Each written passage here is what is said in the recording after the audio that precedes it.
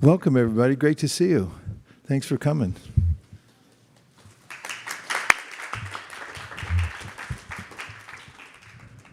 Where are you all coming from? Sacramento. Fantastic. You drove down? I'm on vacation. Great.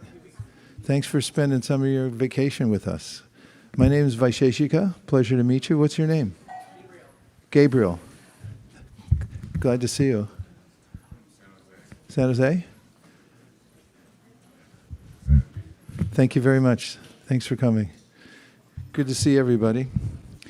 Well, what I recommend as far as seating goes is if we can get a couple extra mats and put them in the front.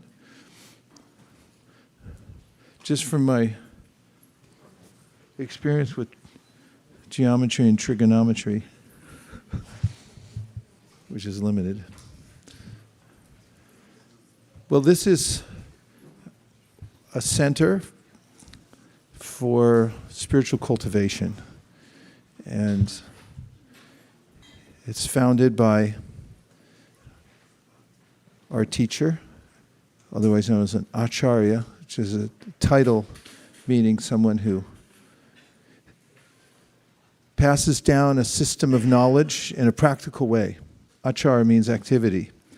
So spiritual philosophy that doesn't have an on-ramp or doesn't have access for people in general or for anyone who wishes to join it. We need more asanas over here too, because some devotees are sitting on the bare floor. And anyone's welcome to move up, since I'm a vegetarian. And no need to be afraid.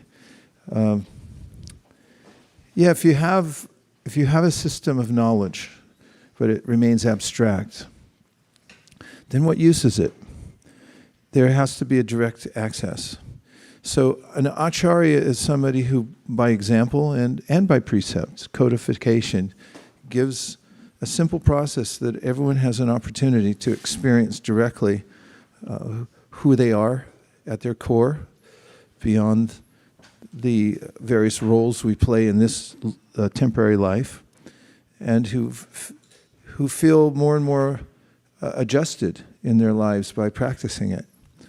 These are some of the symptoms of a spiritual practice.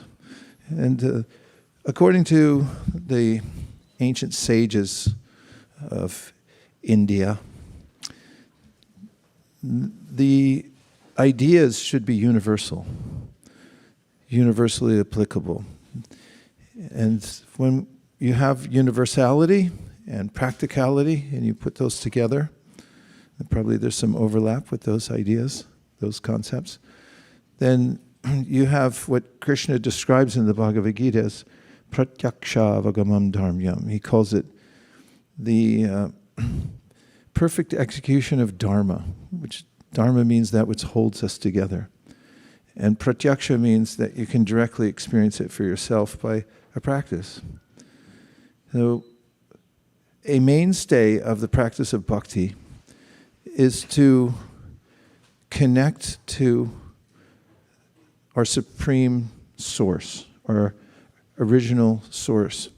And this is a preface to the teachings of the ancient sages who bring us these ideas and who also expound upon what's called Shastra, or ancient literatures that are said to be co-eternal with our divine source. They're always there, and they're manifest in human society for the benefit of everyone. And one of the beginning points is that we all come from a common source. In Sanskrit, it's janmadhyasa yataha, which means that we all emanate from one original divine source. So we're all related. If you consider just on a bodily level, we're all made of the same materials: earth, water, fire, air, ether, mind, intelligence, ego. Those are gross and subtle elements Krishna mentions in the Bhagavad Gita, and that's what we're made of, basically. We, as far as our, as I like to say, biomechanical robot that we're living in right now, the human body. And beyond that, we all are related spiritually. And one of the very interesting concepts, if you like interesting concepts, mind-boggling concepts, are that we're one and different simultaneously. This is one of the teachings of the founder of this particular branch of Vedic study, whose name is Sri Chaitanya. And he taught that we are at once the same and different simultaneously. And how would he explain that in a simple way? Well, he did explain it by giving the example of the sun. Sun, you could say, is one entity, but it has different parts. For instance, right now, there's sun rays coming in the room, and many of you are illuminated by those right now. And you could say, well, you're touched by the sun, but if you were touched by the sun proper, then you might evaporate very quickly. At least you need some electrolyte pretty quickly. So we are the same, but we're also different at the same time in that there's the whole and then there are the parts of the whole. And spiritually, we're all conscious entities. Or I should say, we're all conscious entities. And consciousness sometimes defined as spirit. It's beyond mind, it's beyond intelligence, it's who we actually are, called the Atma, or the self. I was invited to give some classes on Krishna consciousness to youngsters. I was passing through Hawaii and they asked me to give a few classes. And there were some young students, probably in 4th grade, maybe 3rd grade. They asked, teach Krishna consciousness to these kids. And I made them so bored by my presentation that I think they hated me. At least they were acting in passive-aggressive ways, like, get rid of this guy. So one of my colleagues who was more experienced at talking to that age level, he said, no, here, I'll show you how to do it in the next class.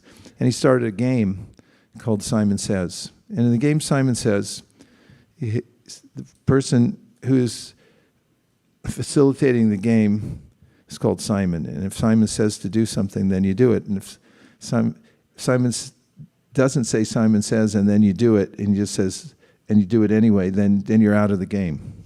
I don't know if that was helpful or not, but for instance, if I said, Simon says, touch your head, then you touch your head. And I said, now touch your arm. But Simon didn't say, so you're out. So anyway, and it's amazing how much our minds follow a command anyway. It's like, just touch your nose. And it's like, I didn't say Simon said, I forgot. And by the end, there was one kid standing out of 30 of them. He's like, yay. And then he said, Simon says, point to yourself. And now he had everyone's attention because everyone had been eliminated except this kid. And then he gave him the last Simon Says command, and he said, now point to yourself. And he was going like this, well, what do you mean? What is myself? And that's when he opened the talk about the Atma, or what is the actual self within the body. Is it my hand? My hand's made out of water, basically, and it's got a few other ingredients thrown in, but it's not me. I say my hand, I don't say I hand. And what it comes down to in the Bhagavad Gita is the definition of what the self is.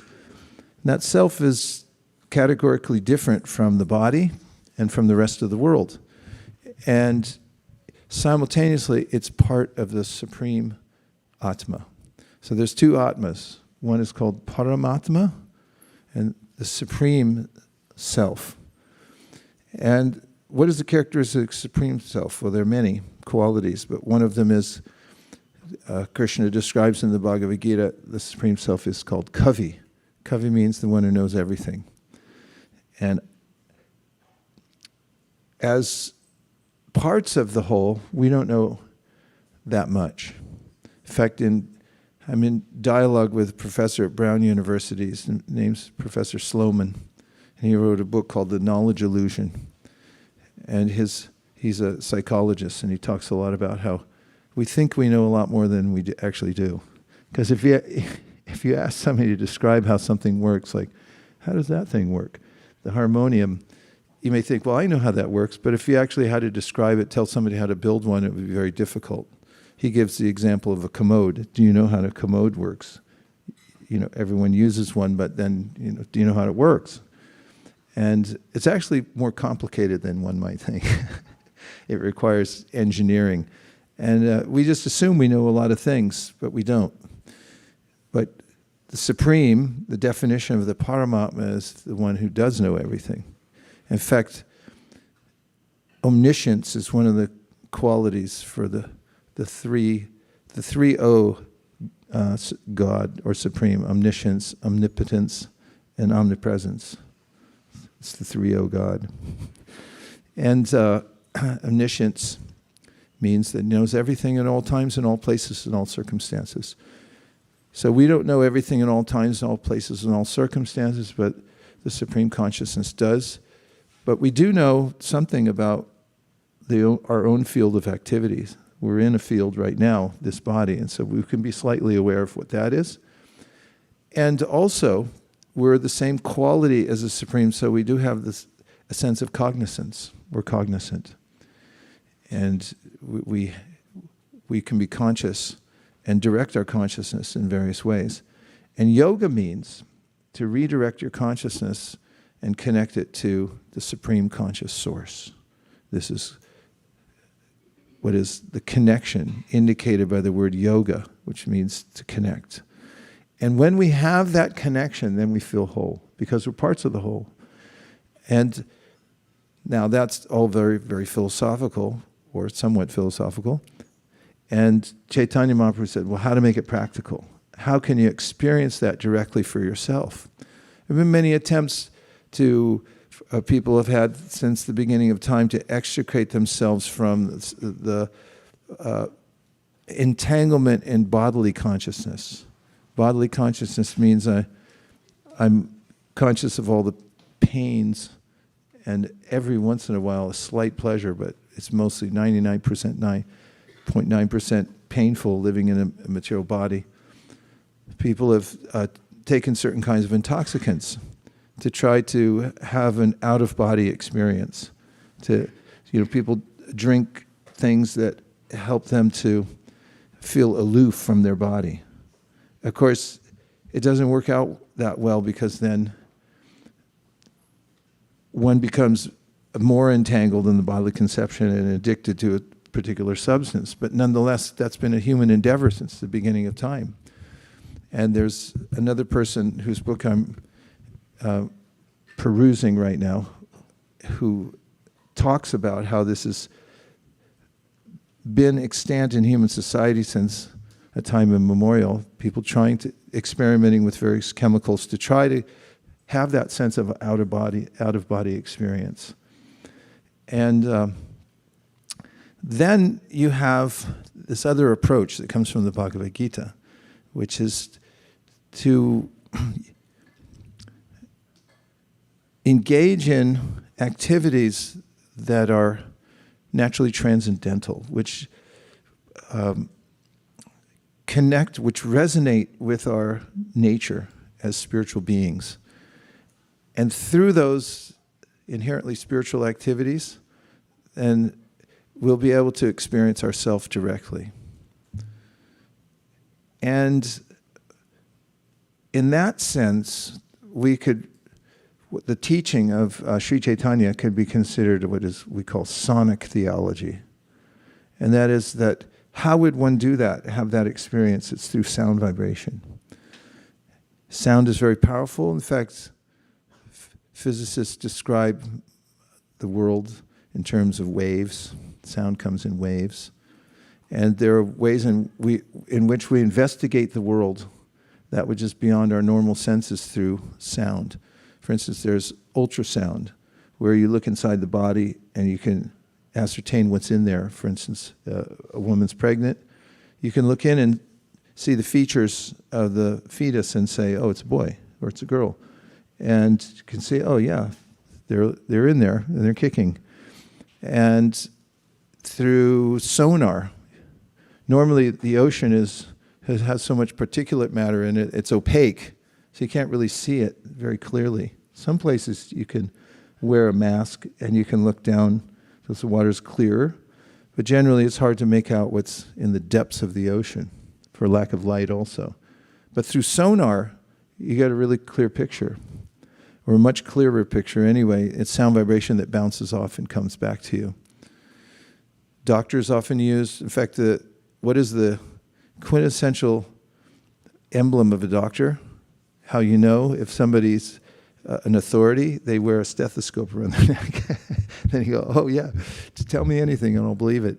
And so I just say that, not to disrespect doctors anyway, but I just remember in the 60s, cigarette companies used to put people on TV wearing a stethoscope, and they'd say, you should smoke cigarette. Anyway, they listen to the harmonics of the heart. There are harmonics that a trained ear can ascertain the condition of the heart or if there's any malady there. And so in a similar way, Sri Chaitanya taught that we can resonate with our higher self, which is the Atma, very mysterious because it's beyond matter. It's metaphysical. It's not part of this world. And that's who we are. We're not part of this world, actually, but somehow we're ensconced in matter in a kind of trance-like situation where it's called a binibheshita. We've become attracted to matter because it glitters, and we think there's something in it for us, and we get more and more involved in it. And it's also described in the Srimad Bhagavatam as a kind of a forest where somebody thinks that they will find a treasure in the forest, and they wander into it, and then they get lost. And then there's a series of mishaps where they fall into ditches and walk through sticker bushes, get harassed by animals, not the least of which are crickets that are making such a racket they can't even hear. And so it's a conundrum. But one can rise beyond that involvement in the material world through transcendental sound. That's what I mean by sonic theology. That there's a way in which the Supreme connects to us and offers us a bridge to a higher stratum beyond the material world through the sound vibration. And that's the essence of Lord Chaitanya's teachings. And that's the essence of our movement. That's why we're called Hare Krishna. In fact, when George Harrison was inducted into the Rock and Roll Hall of Fame, his old friend, who's also a musician, called Tom Petty, he talked about the life of George Harrison, and then he said, and now we're going to, all of us here in this room, this is posthumously because George had already passed, he said, we're going to bring him into the Hall of Fame. Are you ready? And they said yes, and he said, okay, everyone say Hare Krishna. And the whole crowd said Hare Krishna. And so how do you push somebody into the Hall of Fame? Well, you say Hare Krishna, I guess. And how do you push someone into the spiritual world? You just say Hare Krishna. And that's how simple the philosophy is. And animals can do it. I mean, they can't necessarily chant, but they can hear it. And bugs can hear it also. And if you feel any compassion for worms like I do, because sometimes I see them crawling out of a nice marshy area and heading across a hot sidewalk into no man's land where they're going to get crushed or something like that. It's like, would you get it together, guys? Hare Krishna. And that's kind of how we are in general in the material world, crawling across a hot surface into, where are you going? I don't know. It was like, well, maybe you want to think about it. And that's really the philosophy of Krishna consciousness. Maybe you want to stop for a minute and think about where you're going. Are you heading into a desert somewhere and you're going to dry up like a little worm in a hot field? And so Bhagavad Gita gives that perspective, and then Sri Chaitanya Mahaprabhu comes to simplify the Bhagavad Gita.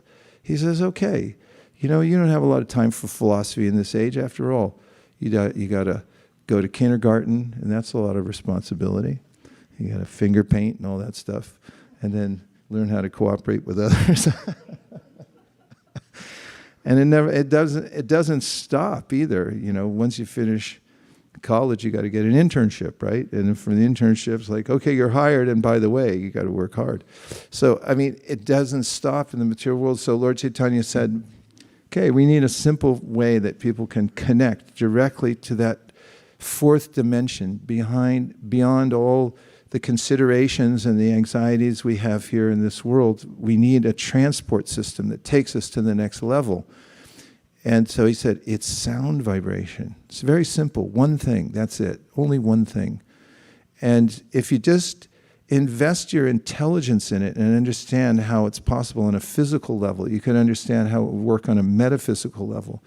And then you can concentrate long enough to embrace the process. But even if you can't, that's okay. Because the chanting is very engaging. As an example, we did an experiment the other night. We went down to Lytton Plaza. Of course, we've been doing this experiment a lot. Based on the law of large numbers, we like to do a lot of experiments to see the ultimate result and the average mean. But we went down to Lytton Plaza, and we set up an arena there just to transmit spiritual sound to the environment to see what would happen. And, you know, the dogs walked by. There were dogs. Of course, the dogs were walking their people down the street. And the dogs walked by, and they were like, yeah, this is a pretty groovy scene. That's what they were saying mentally.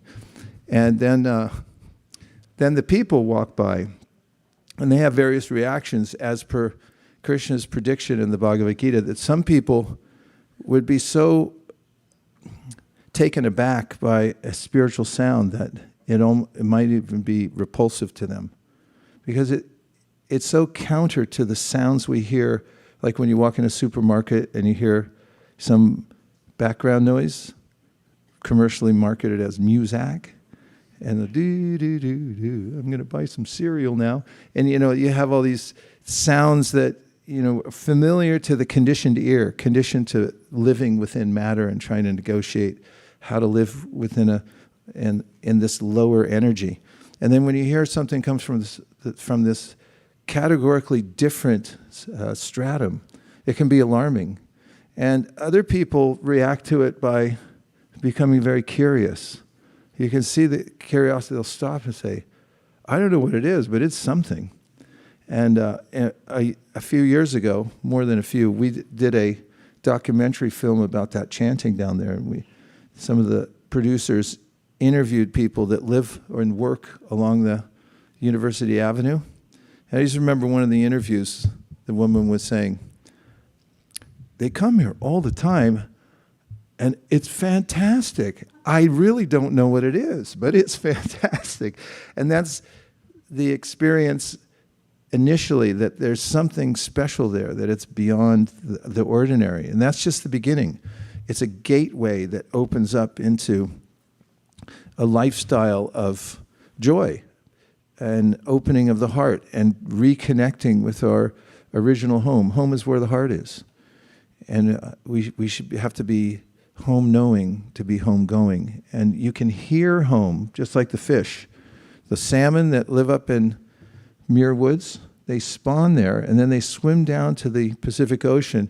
They go thousands of miles.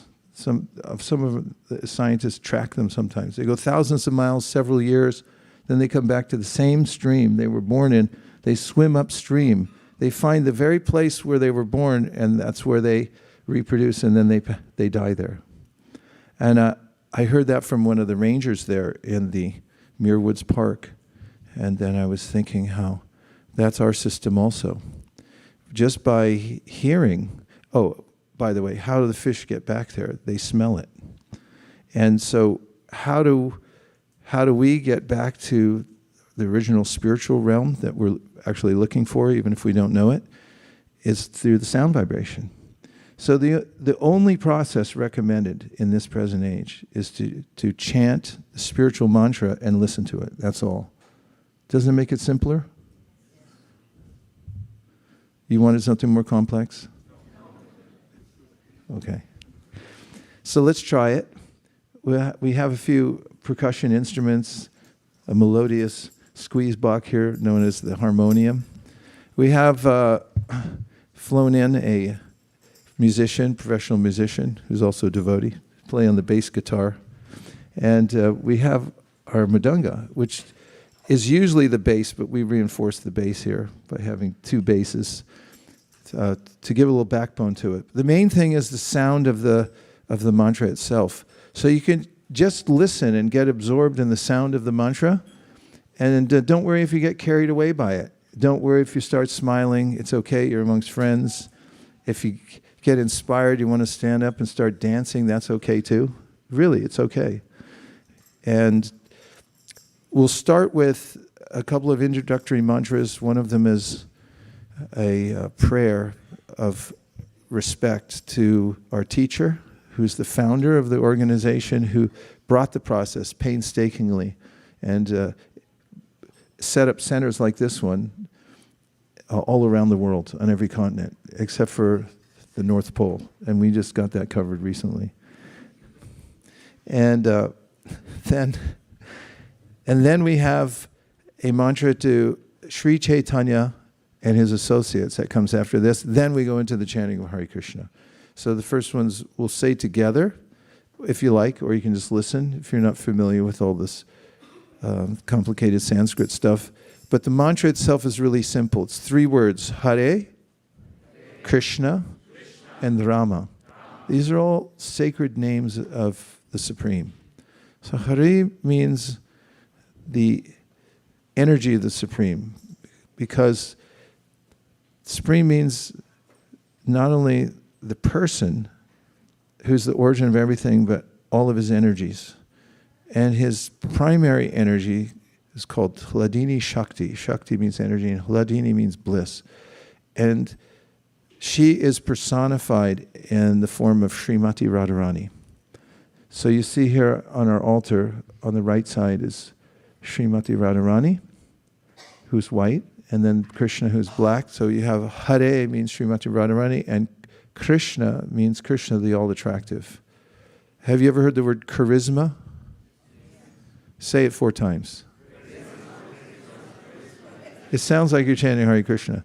So the word charisma, in the definition of it, is somebody who has charisma is undeniably attractive. Either it's their fame or their beauty. If somebody's so beautiful or so famous, you just can't stop looking at them. And you want to follow them around. That happens, right? And the person, the origin of all of these opulences, so to speak, is Krishna. Very similar concept. And then you have Rama. Everyone say Rama. There's a verse from the ancient Sanskrit texts that say that Rama means the kind of pleasure you experience that gives you the wherewithal to just flat leave everything else. Not that you should, because you may have duties to do in the world. But you know what flat leaving means? It's a New York term. If someone's like in a relationship and then you just walk away from it, and they say, "What happened to your friend?" And it's like, "He flat left me." It means just flat walked away. And so this world, we have kind of a strange relationship with, because we keep getting hammered on the head, but we keep going back for more. It's hard to give up because we don't have an option of where else to go. But when you have Rama, it's a higher platform of pleasure. That's what it means. The actual fulfillment of all our desires means Rama, the highest spiritual pleasure. Once we taste that, the whole world looks like an insignificant little puddle somewhere. And we just say, that thing? No thanks. And that's the power of Rama. It means spiritual strength. Spiritual strength to be able to give up those inane types of activities that we may fall into and think, like, that's a really dumb thing you're doing. Your intelligence is speaking to you and saying, that's really stupid. And you go, yeah, but I can't help it. That's a very inconvenient situation to be in. But Rama, spiritual power, gives you the wherewithal to express your own integrity and say, yeah, it's not good for me, and plus, I'm not interested in it anymore. I'm not going to touch it again. That's what comes from Rama, spiritual strength, the kind of pleasure where you'd rather be somewhere better, and you always have somewhere better to go. So that's Hare Krishna Rama, and it makes up the mantra. And so let's experiment right in this room, which was built acoustically and size-wise to fit a certain number of people. That's 216 exactly, so that we could chant the mantra, which is also a balanced number of syllables, 16 and 32. And we could have this experience together of entering into or rising above the modalities of this world into the higher realm of spiritual consciousness. Are you ready? Nama Om Vishnu Padaya Krishna Preshtaya Bhutale Srimate Bhaktivedanta Swami Iti Namine Namaste Saraswate Deve Gauravani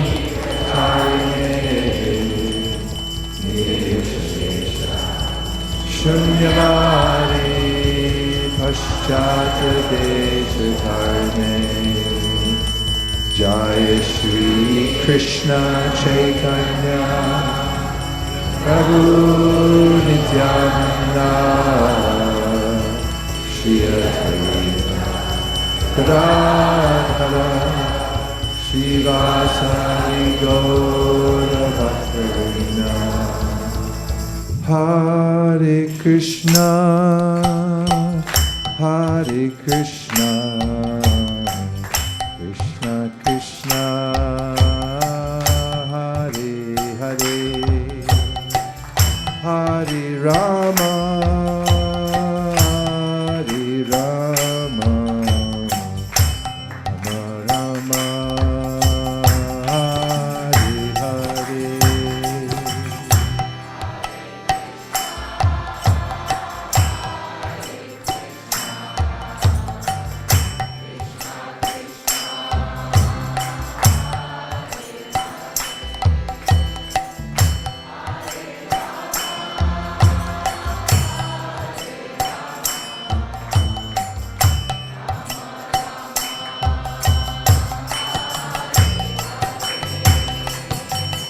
Hare Krishna,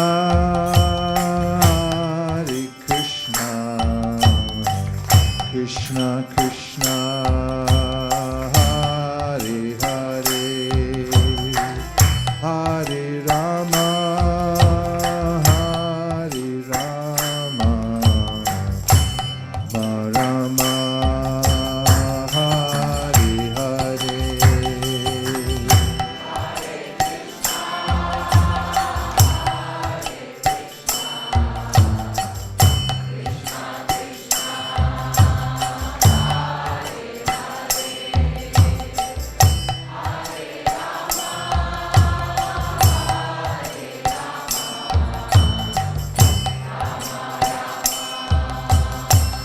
Hare. Hare Krishna, Hare Krishna, Krishna Krishna, Hare Hare, Hare Rama, Hare Rama, Rama Rama, Hare Hare.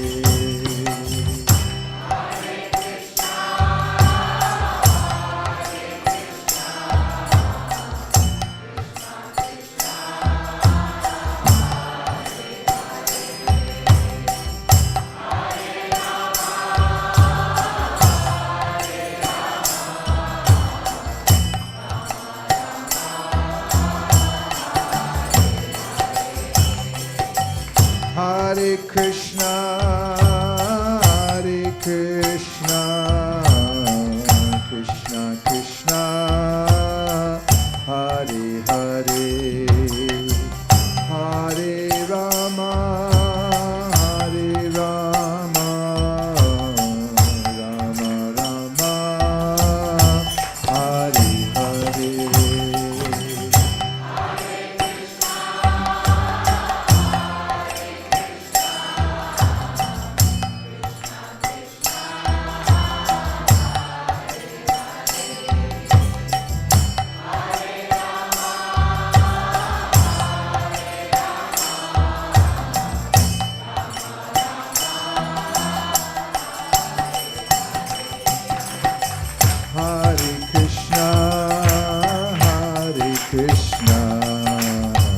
Krishna Krishna, Hare Hare, Hare Rama, Hare Rama, Rama Hare Hare.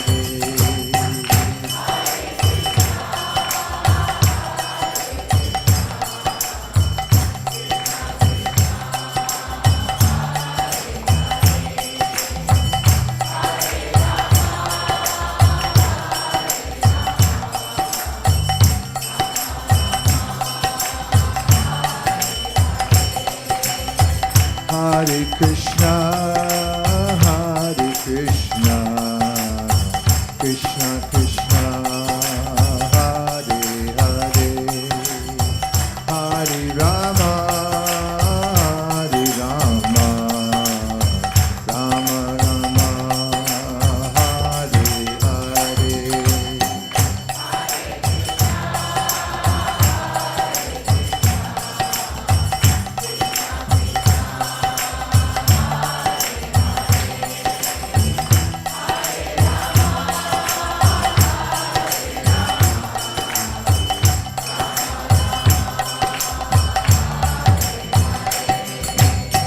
Hare Krishna, Hare Krishna, Krishna Krishna, Hare Hare, Hare Rama, Hare Rama, Rama Rama, Hare Hare.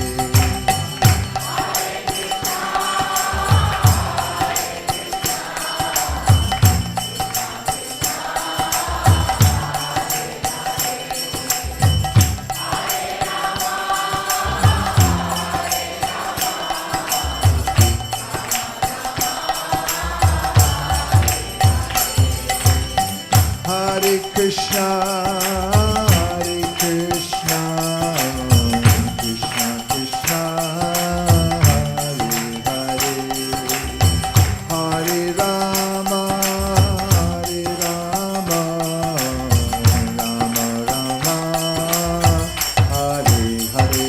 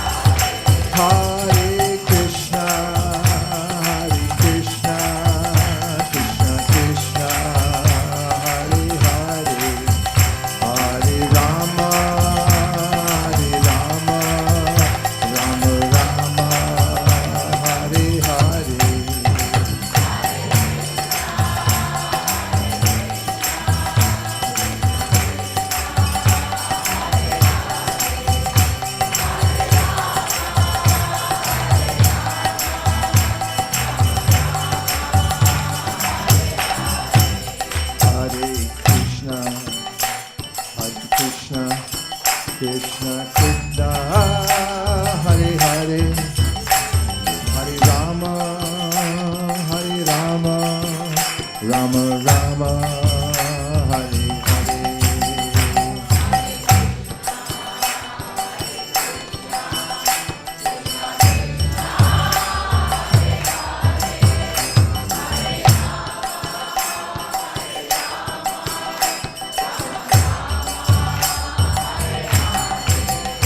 Hare Krishna,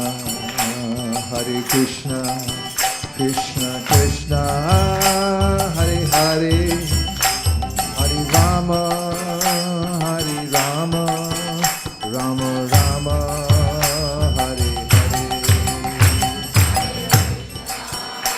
Hare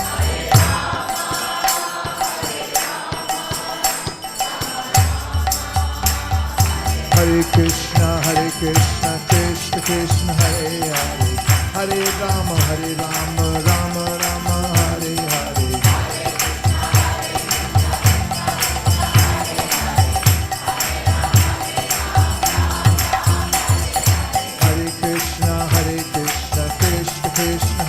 Hare, Hare Rama, Rama Rama, Hare Hare. Hare Krishna, Krishna Krishna, Hare Hare, Hare Rama, Rama Rama, Hare Hare.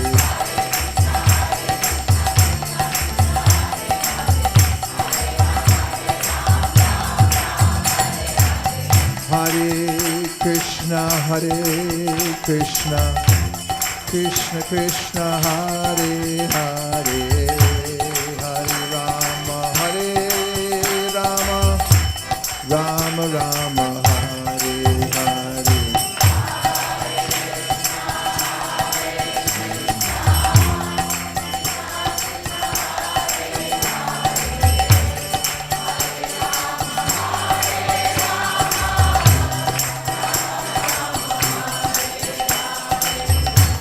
Hare Krishna,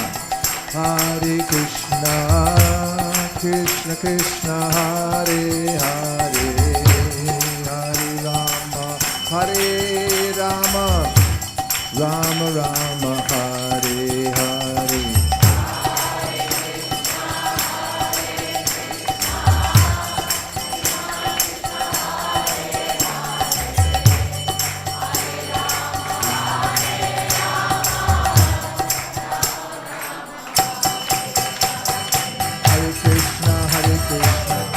Krishna, Hare Hare, Hare Rama, Rama Rama, Hare Hare.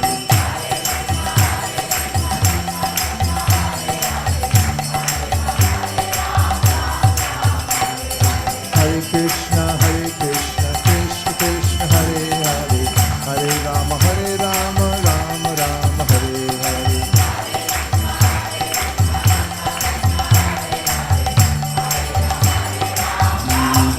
Gora Hari Bol, Hari Bol, Hari Bol, Nitai Gora Hari Bol.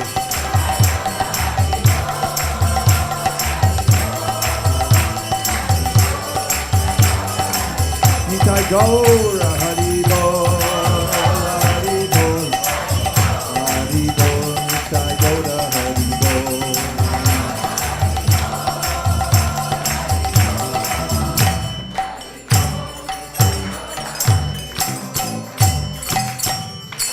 Jai Gaur Premanande.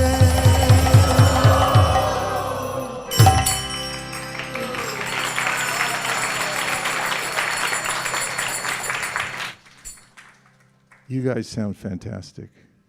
It's amazing to just be sitting up here and hear the power of everybody singing at the same time. I mean, just choruses in general bring joy to the heart. That's why people sing so much.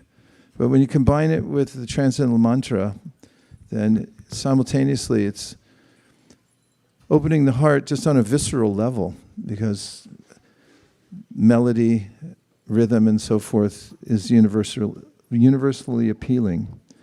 And then when there's a transcendental subject matter, or the song itself is a vibration that is otherworldly, then the effect is indelible and very deep. And this is what Sri Chaitanya said was the Yuga Dharma, or a universally practiced spiritual, well, it's a universal practice that everyone can take part in. People love music, they love melody, they like to dance, they like to be together socially. And so this is called Kirtan. Kirtan is the singing out loud. It comes from the root word kirti in Sanskrit, which means to glorify someone, to advertise, to make somebody famous. Kirti means fame. It's like you're advertising the fame of somebody. And Kirtan means to do it together. So there's the power of the group intention. And Chaitanya started the process of chanting in somebody's house.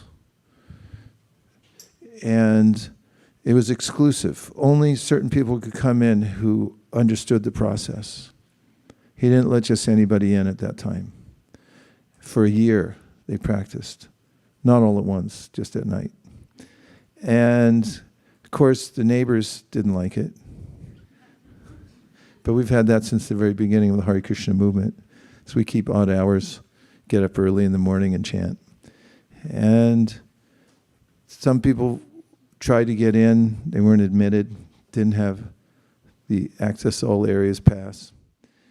And after a year, Sri Chaitanya asked all of his chanters to go out into the local town and chant outside together. So he taught that it would have a beneficial effect on all living beings, just by everyone chanting together. And then, of course, somebody called the police, and they came, and they said, cut it out.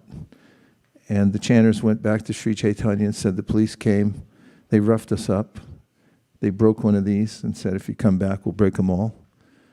And Chaitanya started a protest rally, even before we had him here in San Francisco. Actually, San Francisco State University was the source of, during the 60s, that's where the anti-war protests started from, things like that. But even before that, and even before Gandhi started these civil disobedience, Chaitanya started it hundreds of years ago. But he added a transcendental aspect to it, and that was that everyone would get together and they would chant. And first hundreds, then thousands, then millions of people came. And they went to the house of the governor and stood outside and chanted. And he freaked out. And then Chaitanya went in and talked to him. And after that, after they had a conversation, he said, okay, you guys can chant. I'll give you a little thing here. From every generation in my family, you can keep chanting here, no problem. And Chaitanya spread the chanting around the world, and then there's a line of participants in this process called Sankirtan who have written about its efficacy according to the ancient wisdom texts like Bhagavad Gita, and they've practiced it individually in the form of chanting on a rosary and chanting the same mantra privately, and they've written volumes about their mystical experiences in chanting the mantra. And then there's been a missionary aspect to this, that let's make the world a better place. And how would you do it? You would start with upgrading the sound vibration in the world, because every realm is defined by the quality of sound it's in, that pervades that particular area. And so the mission of Sri Chaitanya, he wrote a mission statement for everybody.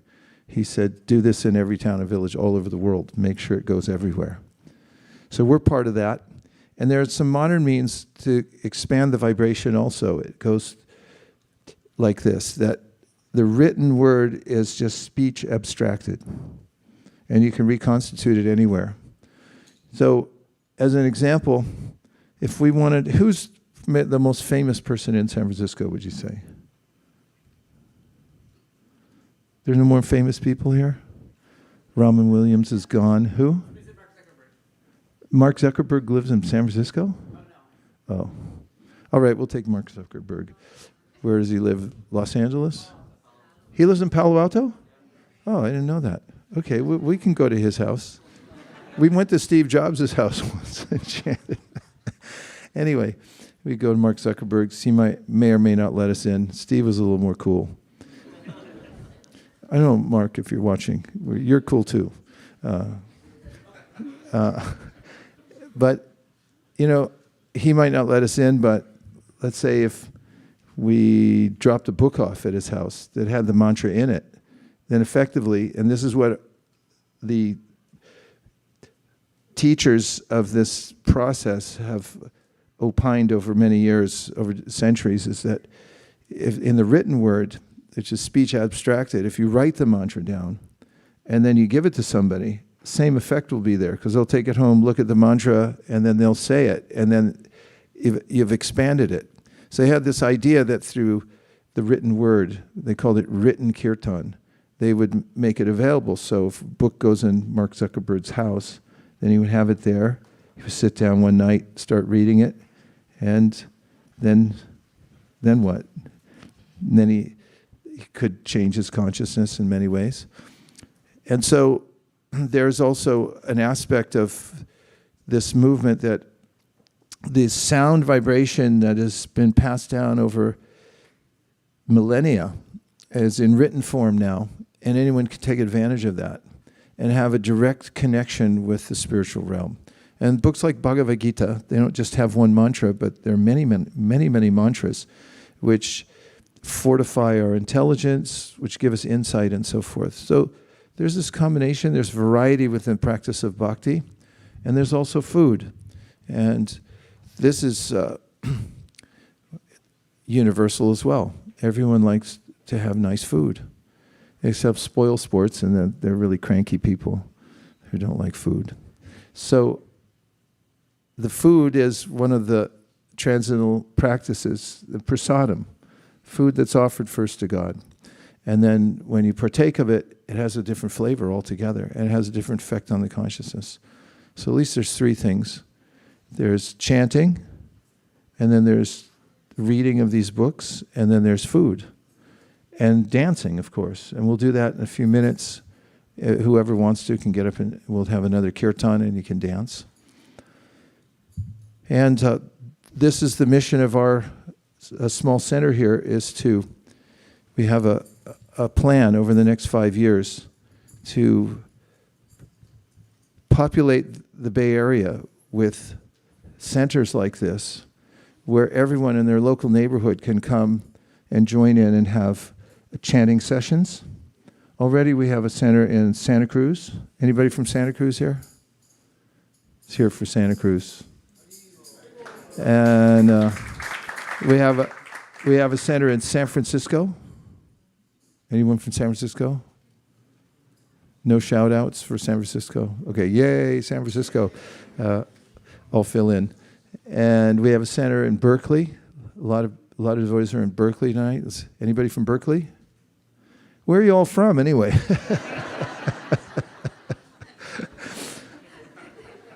We're talking about starting something in Lafayette, Walnut Creek. And we have a place in Santa Rosa. Anybody from Santa Rosa? Did I hear Santa Rosa up there? And so the idea is to, all over the Bay Area, have a place where everybody can come together. And then at intervals, we'll all get together in one place, hundreds, thousands, tens of thousands of us, and we'll have kirtan together. What do you think?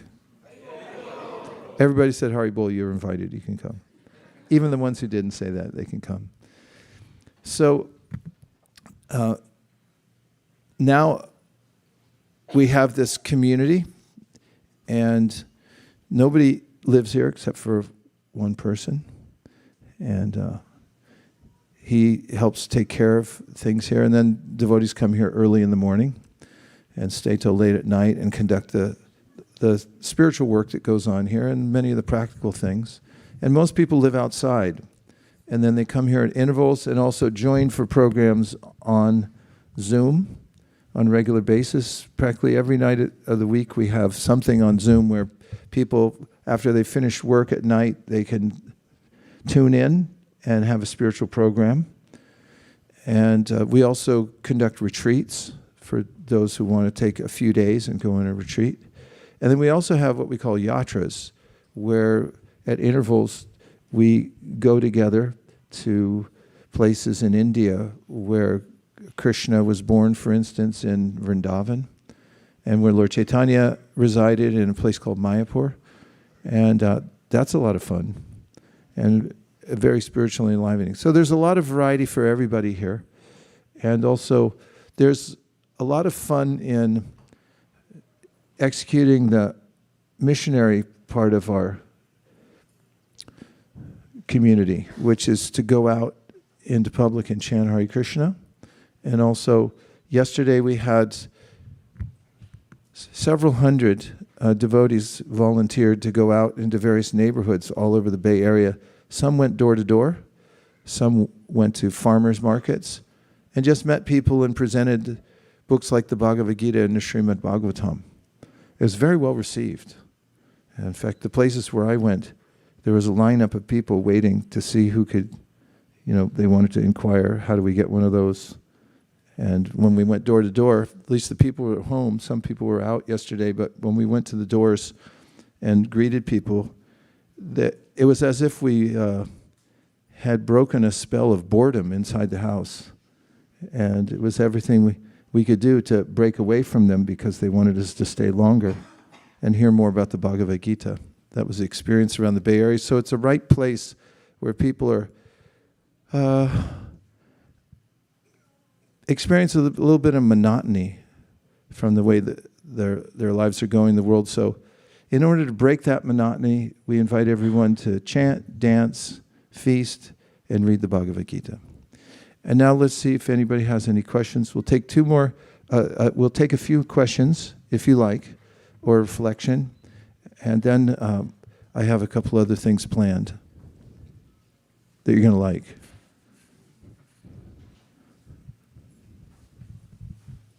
I hope.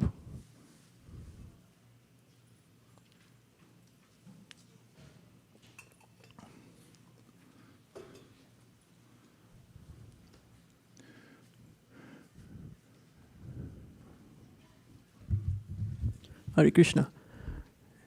You initially described the power of sound vibrations, specifically of this Hare Krishna Mahamantra. In some readings I've done, there's also been a discussion of a process called karma. My understanding of karma is that there can be good karma, there can be bad karma, but they're two independent, individual things, and that the sound vibration is ultimately superior to that karma. Is that understanding accurate? Specifically, the fact that the karma has that the positive and the negative can be two separate entities, I guess, within karma. Well, oftentimes, what's considered good karma, bad karma are two sides of the same coin. Whether it's good karma or bad karma, you're still engaged in the material world. But then there's transcending the material world, and in the Bhagavad Gita, Krishna talks about how if you engage in spiritual activities, step by step you can rise above karma altogether and come to what's called akarma, where you're working but the reaction isn't there. And that's a good thing, because the reactive part of karma obligates us. It's a kind of debt that we have to stay and pay over and over again here in this world, because to live in this material world means to live at the cost of others' lives.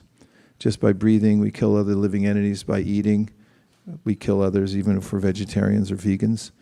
And there's a way in which just the life here in this world obligates us to try to make up for those debts. Karma is a kind of debt. And if we do good things, then we're obligated in the next life to enjoy on a superior level. But it's not really enjoyment, it's just obligation to have a lot of stuff. Rich people are unhappy too. I mean, I hate to break it to anybody, but not that I would know. So the idea in the Bhagavad Gita is to rise above material activity, whether it's good or bad. And Krishna gives us an example in the Bhagavad Gita of how to live like a lotus. A lotus lives in the water, but it's never touched by the water. The water splashes on it, but it just rolls right off. And so he says, when your intention in this world is to serve God and not to serve yourself, then the work that you do doesn't obligate you, nor do you create a debt that obligates you to come back life after life and live in this world.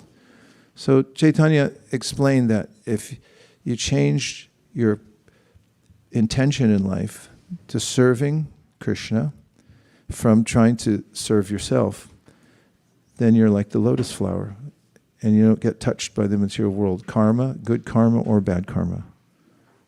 Thank you for such a nice question. We do give $100, or rupees if you prefer, for a bad question. And he's vouched for paying for it in this note here. Oh, 5 Prabhu's help needed for Janmashtami pre-cleanup. Right now? No, not right now. Oh, okay, thank you. All right. Well, it's just a notice that there is a lot of opportunity for doing that kind of karmic work here. There's a community, and everyone here is a volunteer. Nobody's paid employee.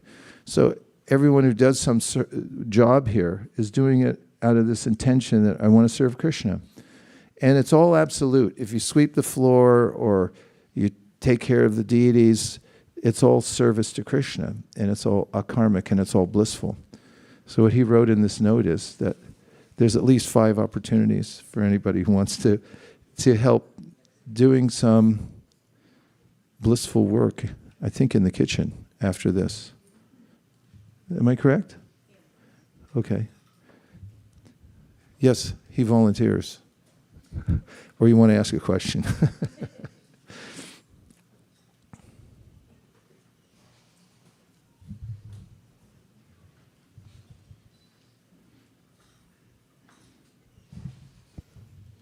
Maharaj, my question is related to this verse in Ishopanishad. I think it may be a Ishopanishad or it may be some other Upanishad. Vidyam cha, avidyayam cha, something like that it says. You have to cultivate knee signs and also signs, something like together. My question is... I'll say the verse says, Vidyam cha yas tad vedo bayam saha avidyayam ratum tirtva vidyayam ratum ashnute. Only one who can learn the process of nescience and that of transcendental knowledge side by side can transcend the influence of repeated birth and death and enjoy the full blessings of immortality. So my dilemma is that... dilemma, you have a dilemma, go ahead.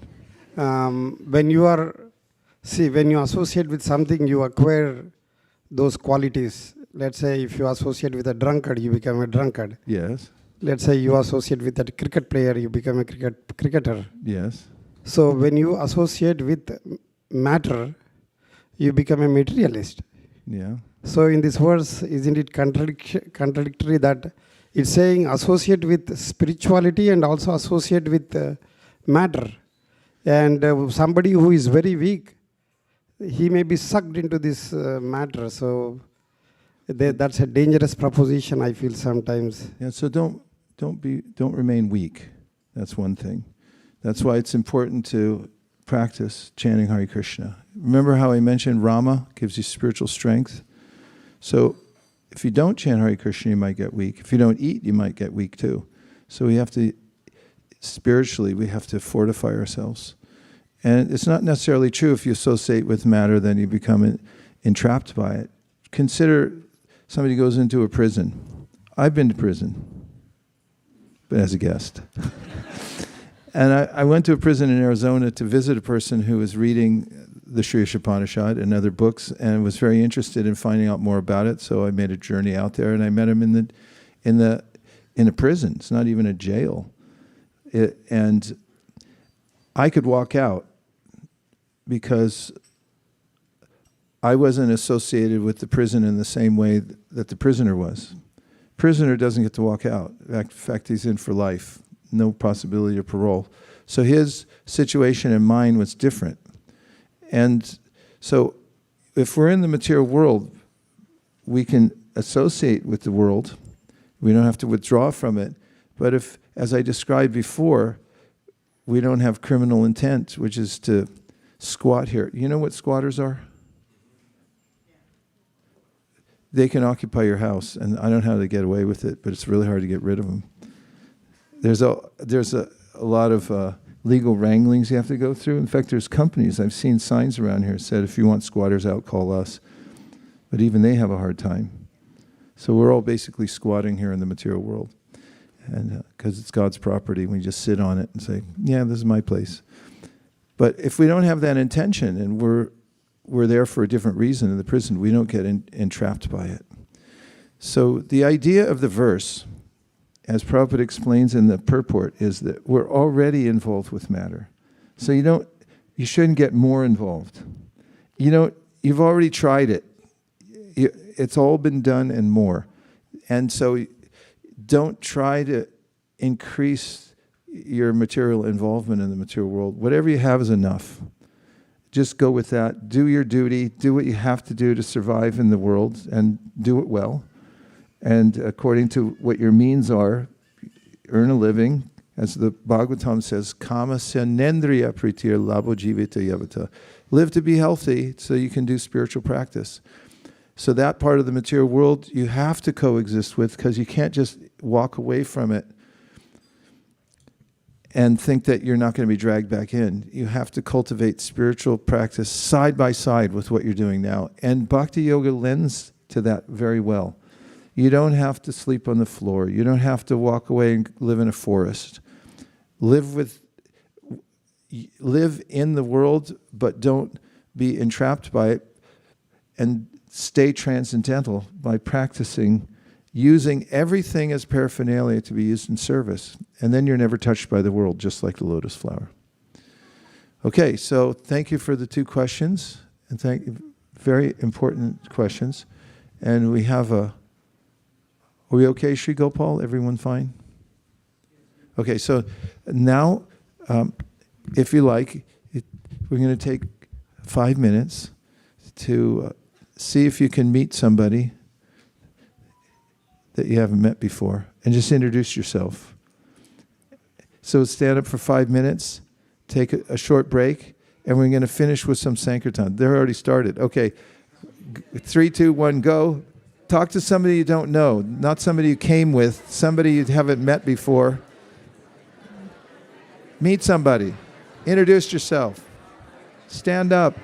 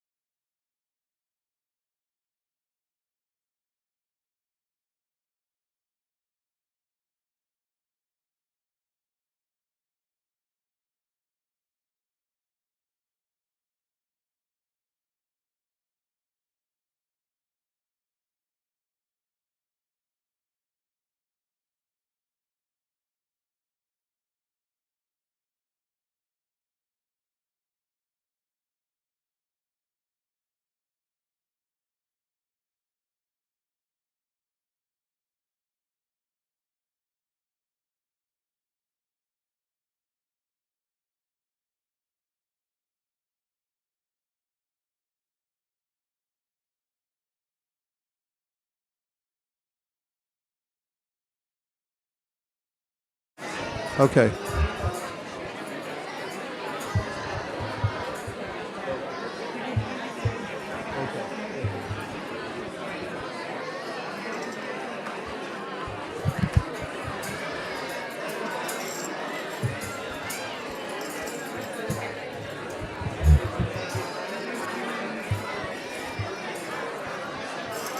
Hare Krishna,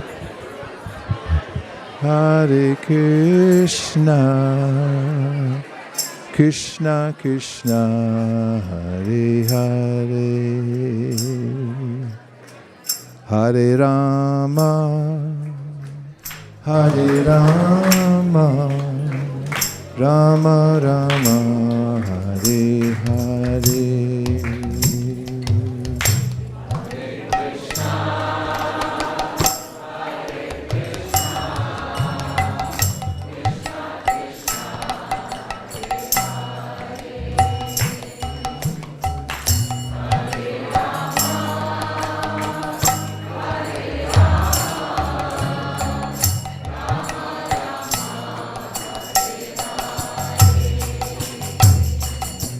Hare Krishna, Hare Krishna, Krishna Krishna, Hare Hare,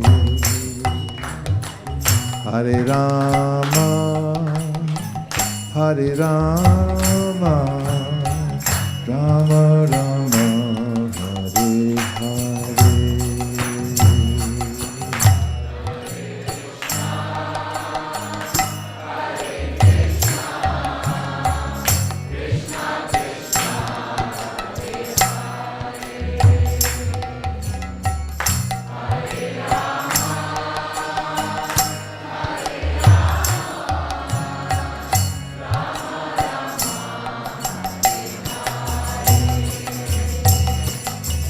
Hare Krishna, Hare Krishna, Krishna Krishna, Hare Hare,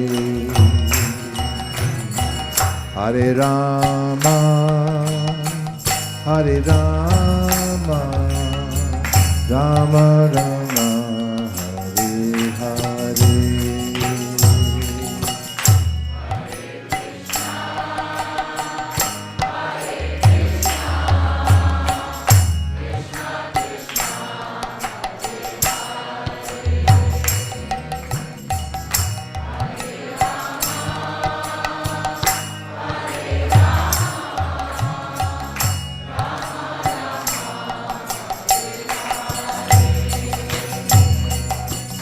Hare Krishna, Hare Krishna, Krishna Krishna, Hare Hare, Hare Rama, Hare Rama, Rama Rama, Hare Hare.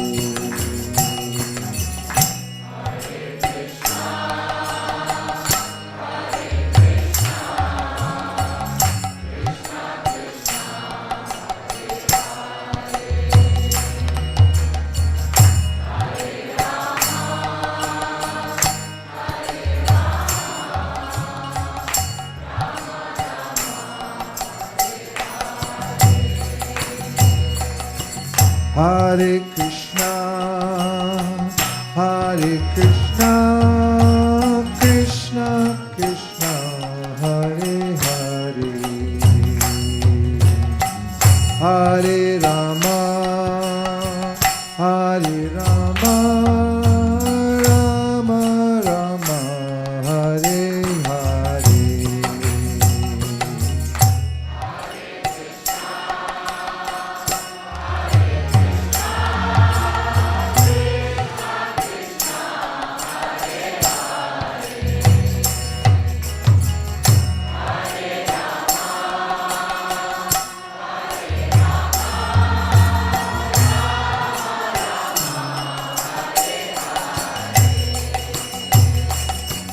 Hare Krishna, Hare Krishna, Krishna Krishna, Hare Hare, Hare Rama, Hare Rama, Rama Rama, Hare Hare.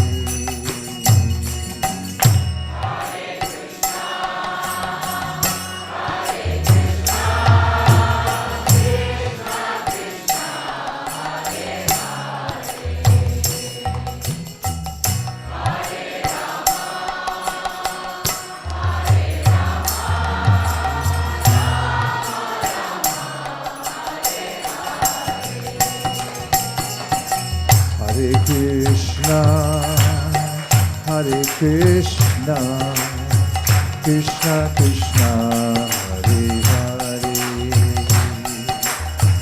Hare Rama, Hare Rama, Rama Rama, Hare Hare.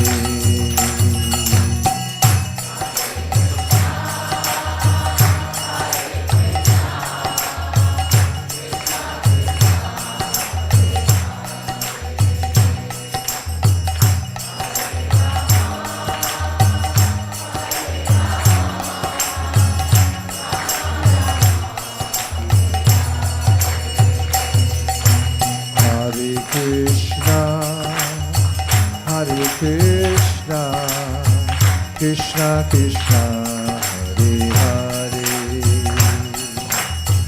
Hare Rama, Hare Rama, Rama Rama, Hare Hare.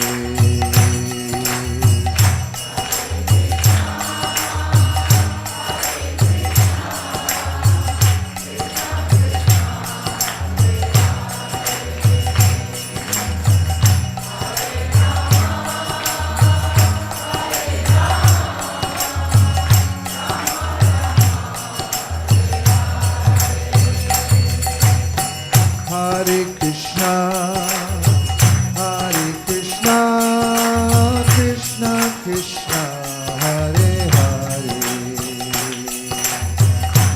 Hare Rama, Hare Rama, Rama Rama, Hare Hare.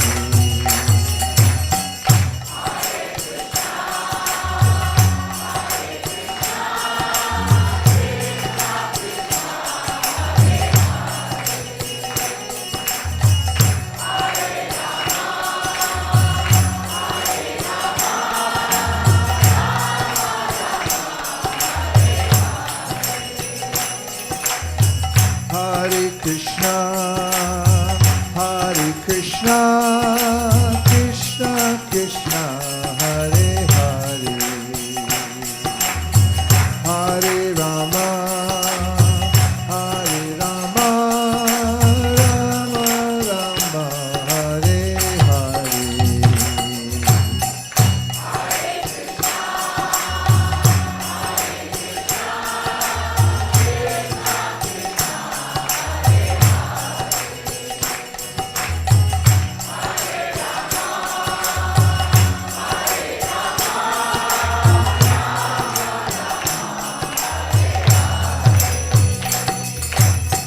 Hare Krishna, Hare Krishna, Krishna Krishna, Hare Hare, Hare Rama, Hare Rama, Rama Rama, Hare Hare.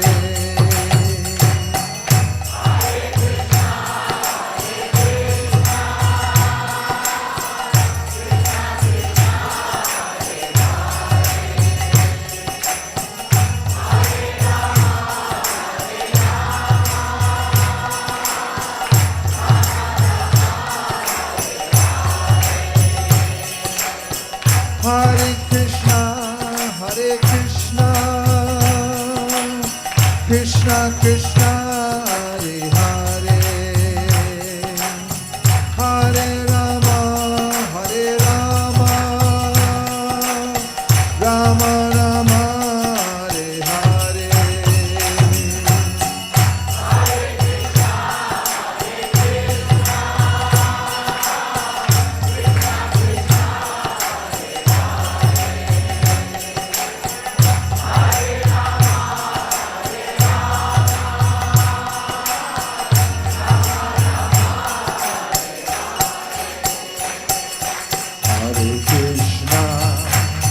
Hare Krishna, Krishna Krishna, Hare Hare,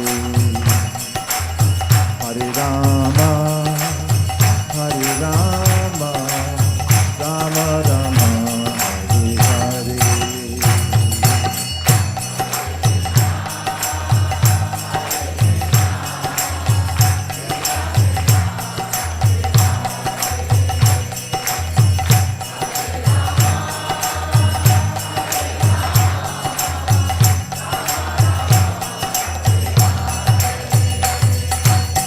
Hare Krishna, Krishna Krishna, Hare Hare, Hare Rama, Rama Rama, Hare Hare.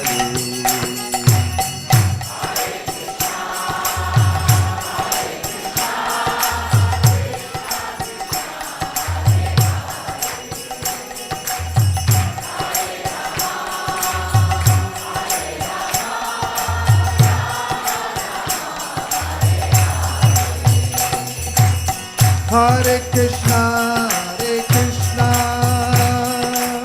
Krishna Krishna, Hare Hare, Hare Rama, Rama Rama, Hare Hare.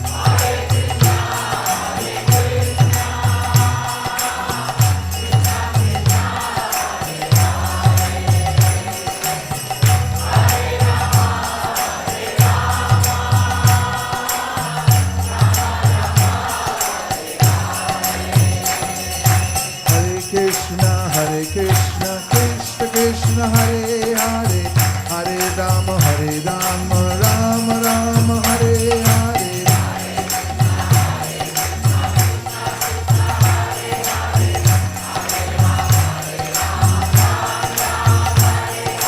Hare Krishna, Krishna Krishna, Hare Hare, Hare Rama, Rama Rama, Hare Hare.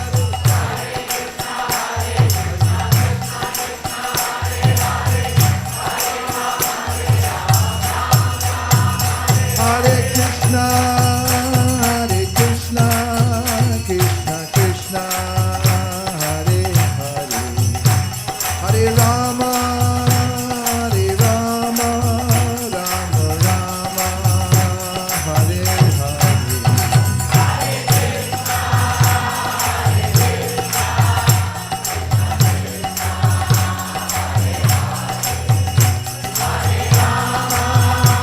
Rama, Hare Hare.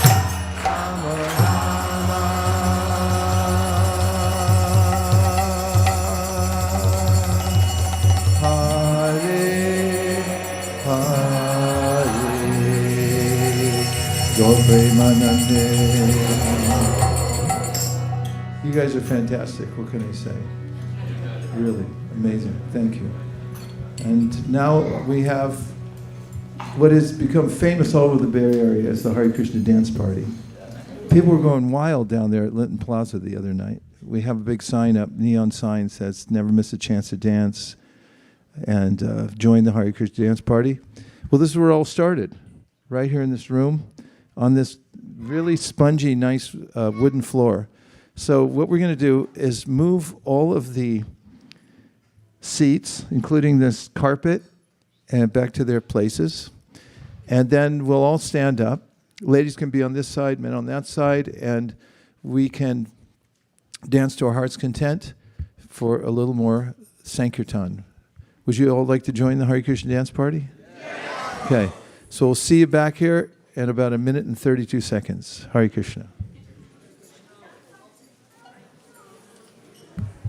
Those who would like to do some service, we have still space for a few more who would like to volunteer to help clean for just a few minutes right after the prasadam. So just let me or somebody else know, or just head towards the kitchen. We'll sign you up.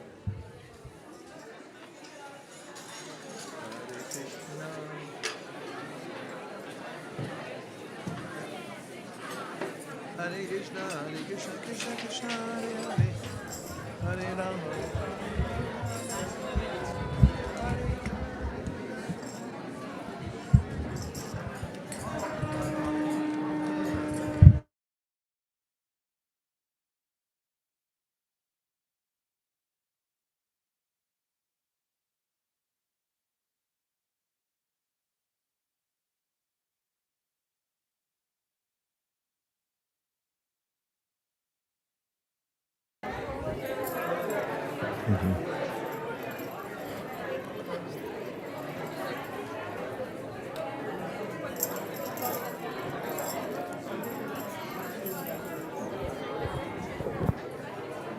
China.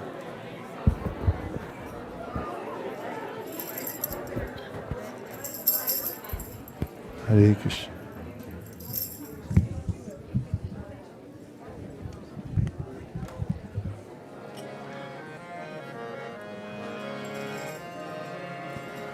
Hare Krishna, Hare Krishna, Krishna Krishna, Hare Hare, Hare Rama, Hare Rama, Rama Rama, Hare Hare.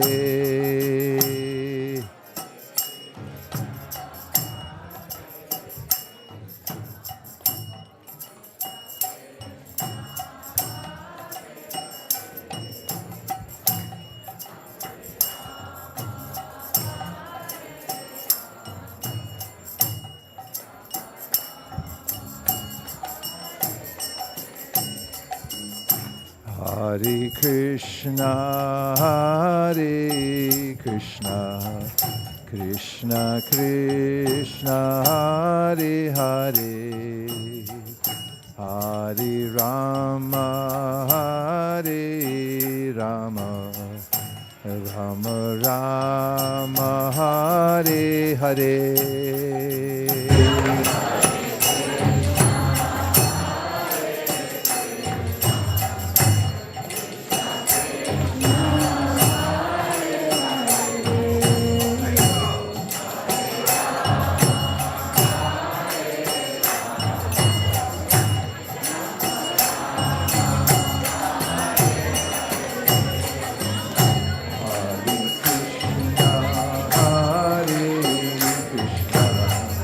Krishna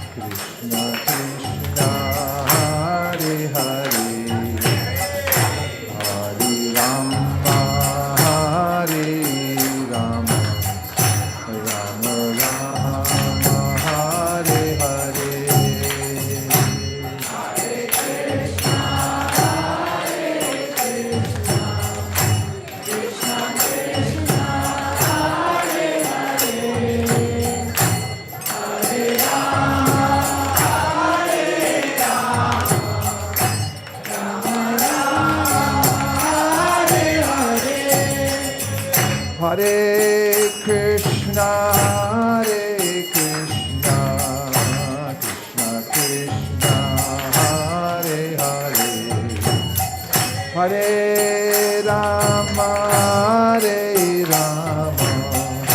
Rama Rama, Hare Hare.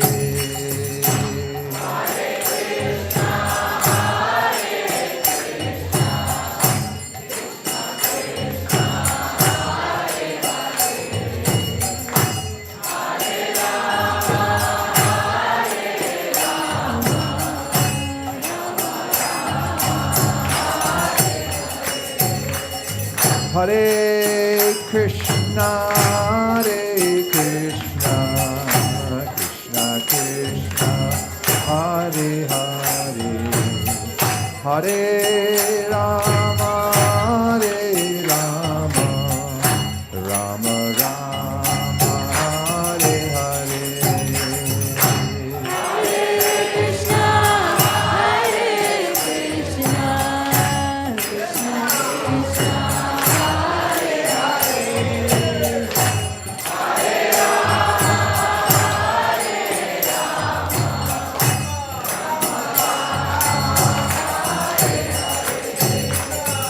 Hare Krishna,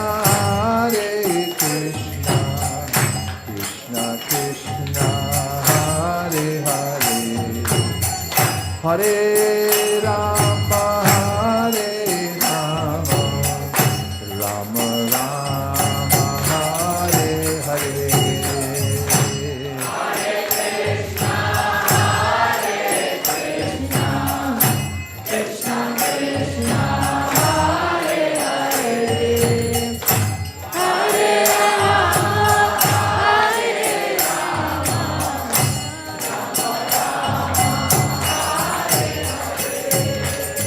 Hare Krishna, Krishna Krishna, Hare Hare, Hare Rama, Rama Rama, Hare Hare.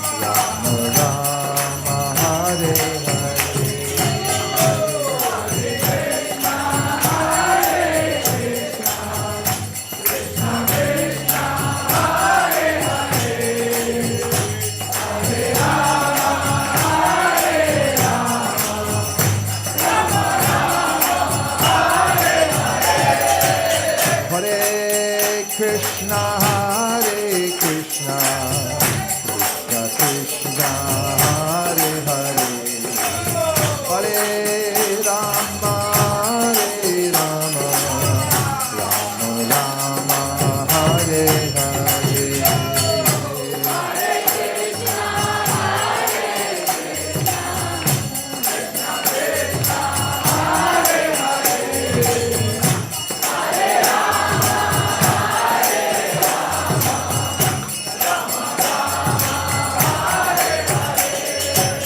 Hare Krishna, Hare Krishna, Krishna Krishna, Hare Hare, Hare Rama, Hare Rama, Rama Rama, Hare Hare.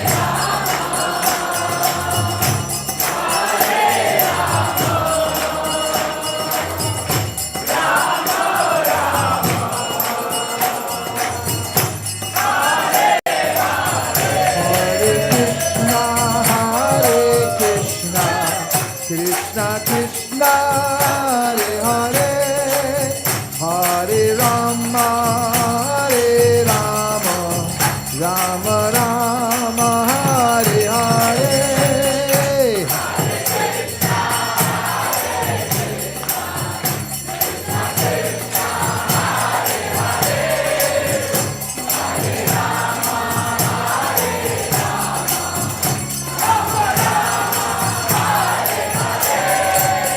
Hare Krishna, Hare Krishna, Krishna Krishna, Hare Hare, Hare Rama, Hare Rama, Rama Rama, Hare Hare.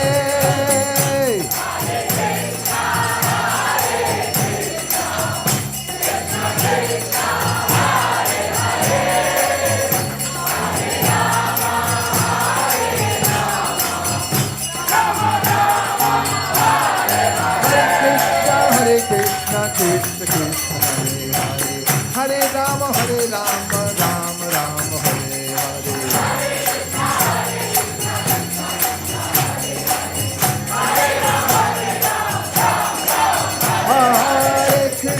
Hare Krishna, Krishna Krishna, Hare Hare, Hare Rama, Rama Rama, Hare Hare.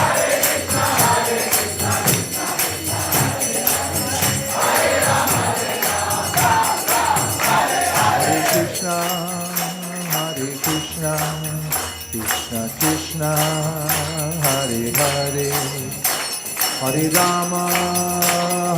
Rama, Rama Rama, Hare Hare. Hare Krishna,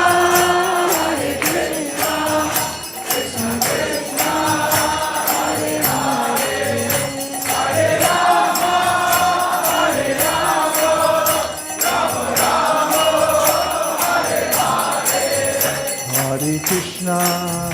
Hare Krishna, Krishna Krishna, Hare Hare, Hare Rama, Rama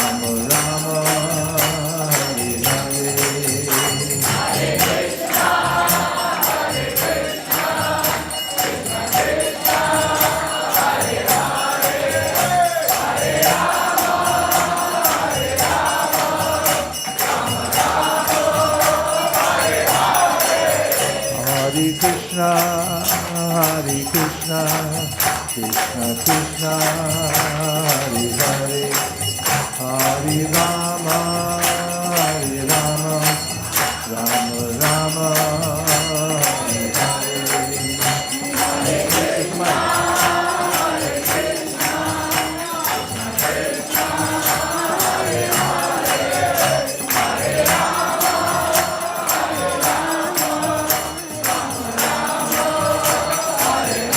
Hare Krishna, Hare Krishna, Krishna Krishna, Hare Hare, Hare Rama, Hare Rama, Rama Rama, Hare Hare. Hare Krishna, Hare Krishna, Krishna Krishna, Hare Hare, Hare Rama, Hare Rama.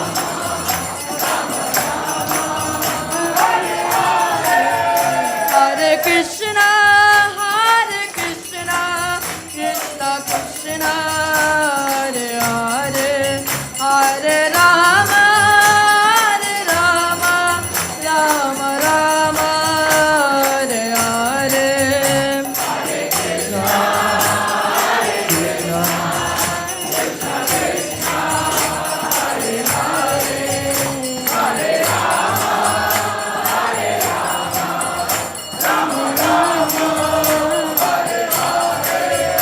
Hare Krishna, Hare Krishna, Krishna Krishna, Hare Hare, Hare Rama, Hare Rama, Rama Rama, Hare Hare. Hare Krishna, Krishna Krishna, Hare Hare, Hare Rama,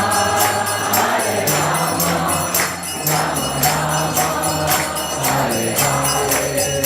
Hare Krishna, Hare Krishna, Krishna Krishna, Hare Hare, Hare Rama, Hare Rama, Rama Rama, Hare Hare. Hare Krishna, Krishna Krishna, Hare Hare, Hare Rama, Rama Rama, Hare Hare. Hare Krishna, Hare Krishna, Krishna Krishna, Hare Hare, Hare Rama, Hare Rama, Rama Rama.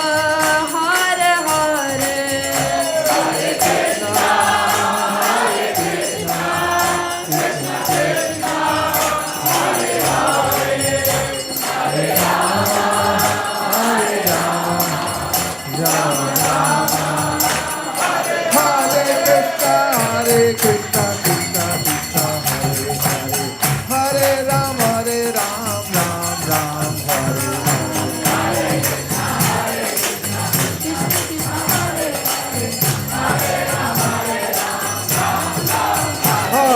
Hare Krishna, Krishna Krishna, Hare Hare, Hare Rama, Rama Rama, Hare Hare.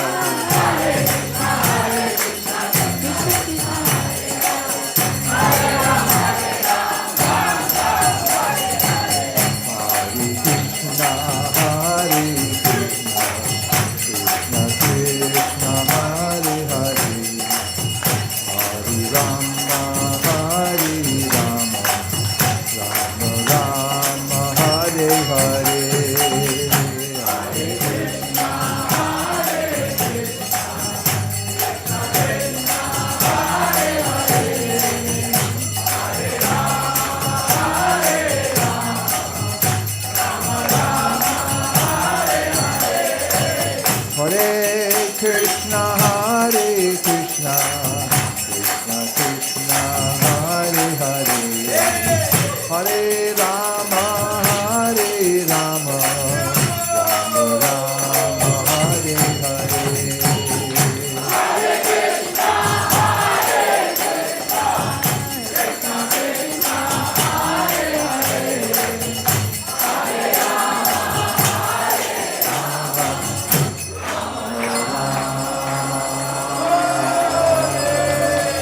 Hare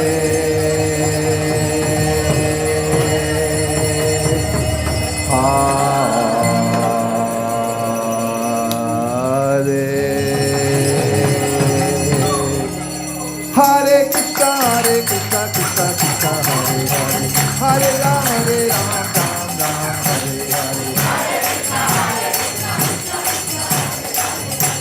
Ram, Ram Ram, Hare Hare. Go Premanande. Jai Om Vishnupad Paramahamsa Parivrajka Acharya Ashtottara Shatashi Srila Bhaktivedanta Swami Srila Prabhupada ki. Jai Om Vishnupad Paramahamsa Parivrajka Acharya Ashtottara Shata Shri Srila Bhakti Siddhanta Saraswati Goswami Maharaj ki. Namacharya Srila Haridas Thakur ki. Prem se kaho Shri Krishna Chaitanya Prabhu Nityananda Shri Advaita Gadadhara Shivasadi Gaura Bhakta Vrinda ki. Shri Shri Radha Krishna Gop Gopinath Shama Kund Radha Kund Giri Govardhan ki. Shri Vrindavan Dham ki. Shri Mayapur Navadvip Dham ki. Shri Purushottam Kshetra Jagannath Puri Dham ki. Yamuna Mai Ganga Mai ki. Tulsi Devi Bhakti Devi ki. Sama Veda Bhakta Vrinda ki. All glories to the assembled devotees. All glories to the assembled devotees.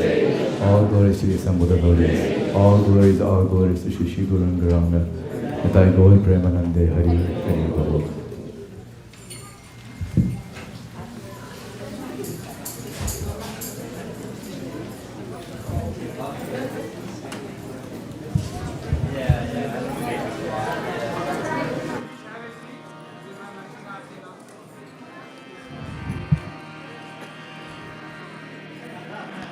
Namaste Narashingaya.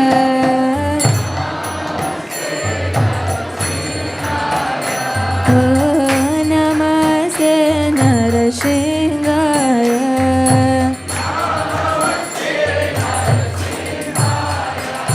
Praladadadaine.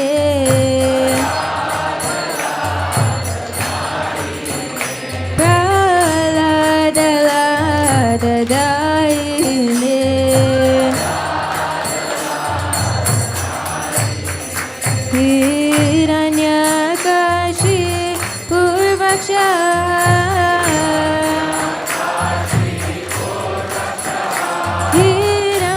Hiranyakashi Purvaksha.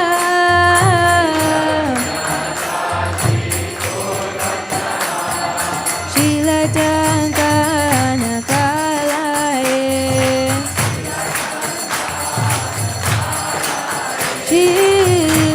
Shilatankana Kalaye.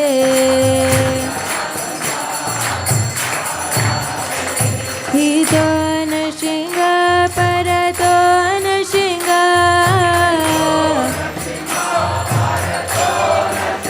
Hitona Shinga Paratona Shinga.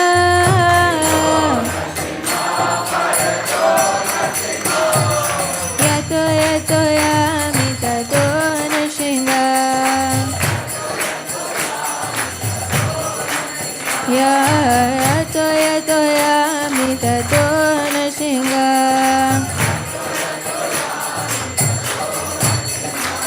Bahina Shinga Hridayena Shinga.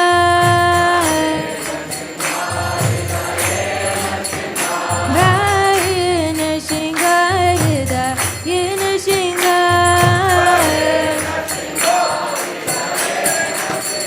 Narashinga Madin Saranam Prapade. Narashinga Madin Saranam Prapade.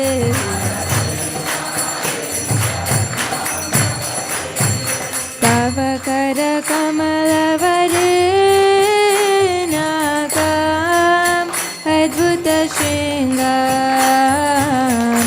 Dalita Hiranyakashipu Kanuvena Eshavadita Narahari Rupa Jaya Jagadisha Hare. Jagadisha Hare. Jaya जय Jagdish Hare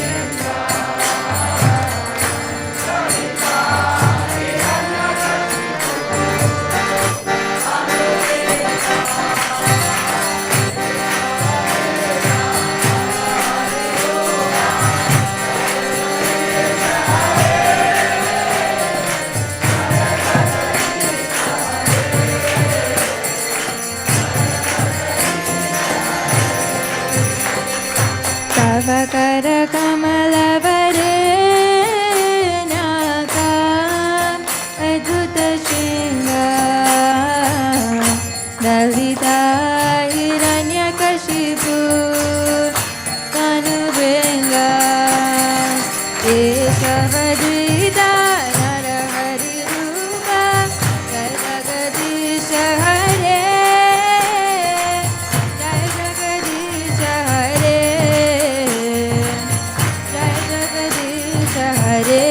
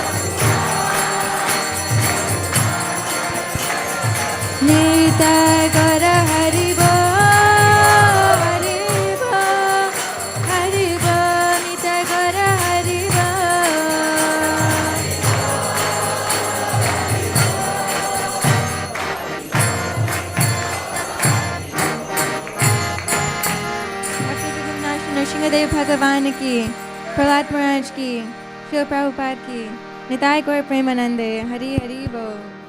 Hare Krishna Krishna Krishna Hare Hare Hare Rama Ram Rama Hare Hare. We welcome you all to the Sunday Feast Festival here at ISKCON of Silicon Valley. Thank you for taking your valuable time and joining us for tonight's discourse and Krishna Katha. So let's give a big round of applause to everyone who has joined us here. Hari Hari Hari Bol. We would also like to thank all our online viewers as well. So let's give them a big round of applause. Hari Hari Hari Bol. Today's discourse on Krishna Katha was brought to us by His Grace Vaisesika Prabhu, and he also led an ecstatic aarti. So let's express our gratitude and thank him for his discourse and the Kirtan. Hari Hari Hari Hari Bol. We'd like to thank Her Grace Annapayani Mataji for leading the Narsimha Aarti. Hari Hari Hari Bol. Last but not the least, we would like to express and thank our broadcast team led by His Grace Ramananda Saka Prabhu and Nimai. Hari Hari Bo. Anyone coming here for the first time? Thank you. Thank you. Thank you. We have quite a few devotees who are coming here for the first time, and I saw many other devotees who left. But thank you for joining us. If you have any questions or if we could be of any assistance, please reach out to me. My name is Sri Gopal Das or Hanspriya Mataji. You will find her around the campus. So let's chant one Mahamantra for all our newcomers. Hare Krishna, Krishna Krishna, Hare Hare. Hare Rama, Rama Rama, Hare Hare. Thank you. So what's coming up next? We are inching towards our biggest festival of the year, Sri Krishna Janmashtami. So that's going to be celebrated on August 16th, which is on Saturday. This will be a day-long event starting from 4:30 a.m. till midnight. Please join us, and we have some flyers for you to take with you and also distribute to your friends, family, co-workers, and everyone you would like to invite them. So we will be happy to have you here on the day of Janmashtami. Thank you. Hare Krishna. So now for the sponsors for tonight's feast, we have 3 sponsors. The first one is Mohit Gupta Prabhu. Is he here? Yes, please come here. He is sponsoring on the occasion of his daughter, Sia. Thank you, Mohit Prabhu. And Mataji is also there. Please come. Yeah. If you are not comfortable, that's okay. Thank you. Thank you, Mohit Prabhu. Thank you for sponsoring the feast. And Sia, wish you a very happy birthday. How old are you now? 10. 10. So when was your birthday? It was supposed to be on 17th. August 17th? Yeah, thank you. Thank you for we would like to celebrate your birthday with all the devotees here. And I have a small prasad for you here. A Mahaprasad and a small gift. Okay? Here is a baby Krishna. And this is a Mangalarti sweets offered to Radha Madan Mohan and Mahaprabhu and Lakshmi Narsingha. Hare Krishna. Would you like to say a few words, Prabhu? No, we love ISKCON. We mostly go to Berkeley ISKCON because we live in Dublin. But this time we wanted to come to Mountain View. Just no other reason. But yeah, we love celebrating. Her birthday is always on Tej. So we want to celebrate in ISKCON every year. Yeah. Thank you. Thank you. We are happy to have you here. And please consider us of your family, and we hope to see you again. Okay. Hare Krishna. Our next sponsor is Samdhar Prabhu. Where is he? Oh yeah, please come. He is sponsoring for the pleasure of all the Vaishnavas and specially for inviting his wife to ISV. Mataji, please come. He just got married, and you see Prabhu, with his kartals, with pompers, joining the Kirtan, and he brings liveliness to the Kirtan. Thank you, Prabhu, for sponsoring the feast. Thank you, Mataji. Welcome to ISV. Would you like to say a few words and introduce? Thank you. Hare Krishna, everyone. The luckiest thing happened to me when I moved back to Bay Area was finding ISV. And the second best thing happened to me is my wife recently joined ISV, the world's best community. So we are so happy to be part of this community, and we look forward to sponsor and celebrate a lot of things in future as well. Hare Krishna. Thank you. Would you like to say a few? Okay, thank you. Thank you, Mataji. Hare Krishna. And here is Prasad. Prabhu. Okay, and a small gift. Hare Krishna. Yes, please. Our next sponsor is Her Grace Sukeshwari Mataji, is sponsoring on behalf of Nick, who is her kidney donor, and she will speak more about that. Hare Krishna. Thank you, Prabhu. Hare Krishna. As most of you know, I had a kidney transplantation in 2020, and I went through the cadaver kidney. So I don't know who Nick is. I got to know about him through the social work after almost 2 years. But even in spite of not knowing, we had the feast celebrated. We had his mom come over last 2 years ago, and she'll hope to join us next year again. And my prayer is please give your heartfelt prayers for Nick today. It's 5 years that he's no more with us. But I'm very, very grateful to him. I'm able to do any of my services or go around is just because of him. Thank you for considering my request. Hare Krishna. Thank you. Now, Sukeshwari Mataji, please stay back. You have an announcement to make, so I'll again hand over the mic to her. So we have, most of you know that for the past 2 decades we've had Sunday school. Sunday school has been overflowing. So we started Saturday school. So Saturday school enrollments are open. Please reach out to as many people as you can and let them know that we have, these are kids classes from 0 to 18. Actually 17, 18 they go to college. So, and we also have another online classes for the children, which is actually, this is the adult people who are interested, 15 years plus. We're going to do a class with Gaurang Darshan Prabhu on Bhakti Rasamrita Sindhu. So please do not miss it. Please enroll ASAP. It starts the first week of August. The next one is Bhagavatam Tales. Most of you would have seen these Bhagavatam Tales book outside in the bookstore, and children learn the stories directly from the author. That is Gaurang Darshan Prabhu. So please do not miss in enrolling to any of these. If you have any questions, you can reach out to me. You can reach out to Sri Gopal Prabhu. Thank you. Hare Krishna. Thank you. Now, Arna will announce the cooks for tonight's feast. Hare Krishna. Today's Prashadam cook team was led by Ujjvala Rasa Mataji and Achyuta Chaitanya Prabhuji, and they were helped by Trupti Mataji, Rima Mataji, Meghava Mataji, Anil Prabhu, Sri Ram Prabhu, Shitu Mataji, Manpreet Mataji, Shreya Mataji, Ruchira Mataji, Arvind Prabhu, Nityananda Rai Prabhu, Anshu Mataji, Anshu Prabhu, Mayuri Mataji, Anushri Mataji, Arun Prabhu, Ram Prabhu, Ruchi Mataji, and Avinish Prabhu. Hare Krishna. Thank you, Arna. So do we have Youth Jam today? Okay, so there will be a program starting at 7 p.m. The Youth Jam, it's for all the youths, including the babies in the womb, till adults. They're all considered to be youth team. So please join. It's a very nice, it's a cherry on the top for the Sunday feast. It's an awesome program. So please stay back, how you honor the prasad, and stay back if you can. 7 p.m. will be Youth Jam. Hare Krishna. So now we will go to Prasad Sevya prayers. Niharika. Bhakti Niharika will lead us into Prasad Sevya prayers. Hare Krishna. Sharira Vidyajan Jodendriya Tahe Ka Jive Fele Vishaya Sagore Tanmade Jivayati Loho Moy Sudurmati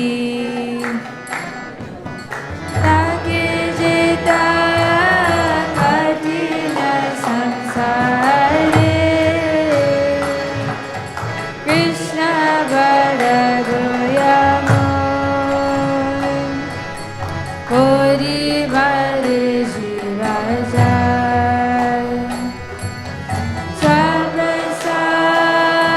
Swaprasadana Dilo Bhai Seyanamrita Pao Shri Shri Radha Krishna Guna Gao Premida Ko Shri Chaitanya Nitai Premida Ko Shri Chaitanya Nitai Mahaprasade Govinde Nama Brahmane Vaishnave Sarva Punyavatam Rajan Vishvaso Navajayate Prasade Sarva Dukkana Anirasyo Vajayate Prasanna Chetaso Yashu Buddhi Paryavatishate Kayopa Bhukta Shaganda Vasulankar Charchita Ruchista Bhojino Dasas Tava Mayam Jai Mai Shushkam Paryushitam Bhakti Nitam दुरदेशत प्राप्तिमात्रेण भोक्तव्यं नात्र कालावचारेण न देशनियमस्तत्र न कालनियमस्तत्र प्राप्तमन्नमृतं शिष्ये भोक्तव्यं हरिरब्रवीत्। Bhagavad Shri Mahaprasad ki. Please come take worship.